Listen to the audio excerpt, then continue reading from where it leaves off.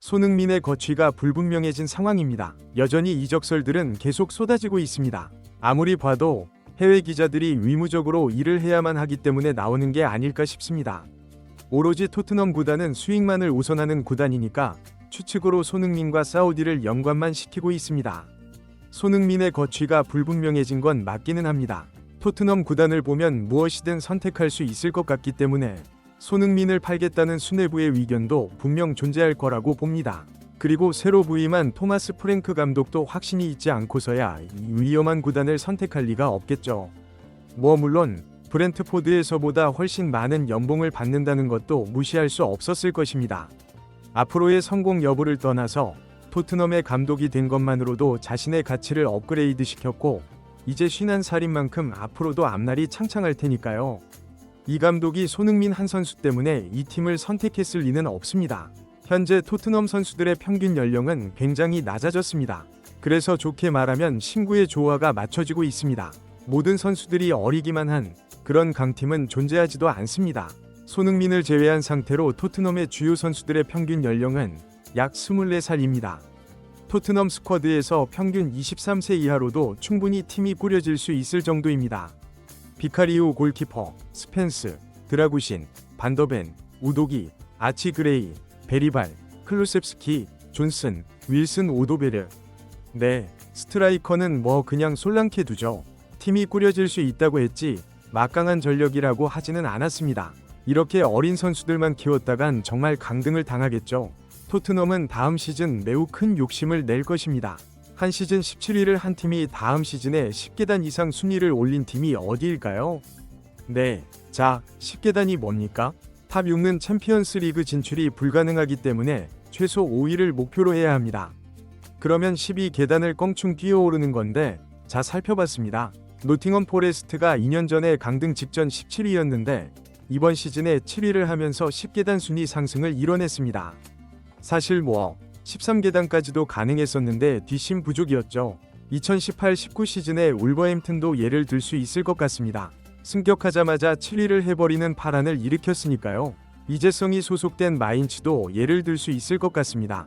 지난 시즌 강등팀과 승점이 2점 차이밖에 나지 않을 정도로 위기였는데 마지막 2연승을 하면서 13위까지 올랐는데 올 시즌에 6위를 해버리면서 유로파 리그에 진출할 수 있게 되었습니다.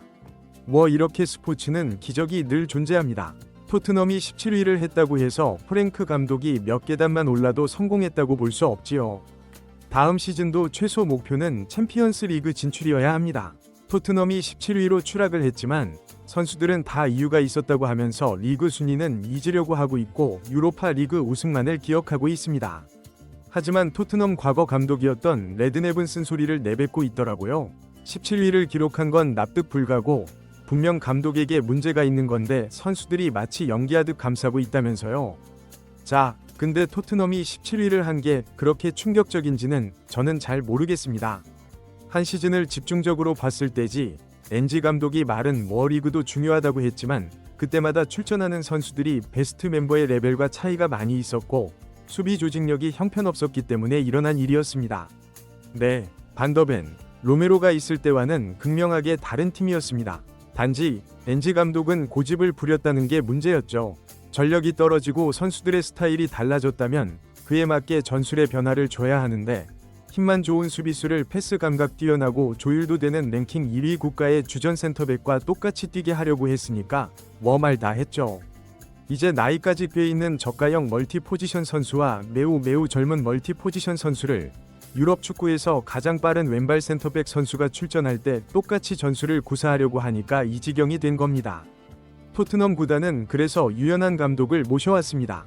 이 또한 다 시행착오였습니다. 토트넘은 포체티노 시절부터가 기준인데 공격 전술보다 명장이 중요하다고 해서 포체티노를 경질시키고 수비 전술에 명장 무리뉴 감독을 영입했고 명장보다 상대적 성과를 내는 효율을 구사하는 감독을 데려왔고 아니다. 명장이면서 효율까지 구사하는 감독을 데려왔고 아니다. 그냥 공격 전술이 맞는 것 같다 해서 명장인 척하는 뜬금없는 감독을 데려왔고 그것도 아니다. 공격 전술을 기반으로 하면서 유연한 선수 관리까지 되는 상대적 성과를 낸 토마스 프랭크 감독을 데려온 것입니다. 구단은 시행착오를 많이 겪었습니다. 7년의 흐름 동안을 보면 납득은 가는 선택입니다. 이렇게 어수선한 토트넘에 부임한 프랭크 감독의 확신은 어떤 것일까요? 그의 구상에 손흥민은 꼭 필요하며 손흥민이 그대로 캡틴으로 남아줘야 하는 게 중요하다고 생각할지를 모르는 상황입니다. 브렌트포드와 다르게 토트넘 구단은 단번에 성과를 내야 하는 구단입니다. 갑자기 더 강력한 리빌딩을 할 수가 없습니다. 유로파리그 우승을 해도 감독을 경질하는 구단이잖아요.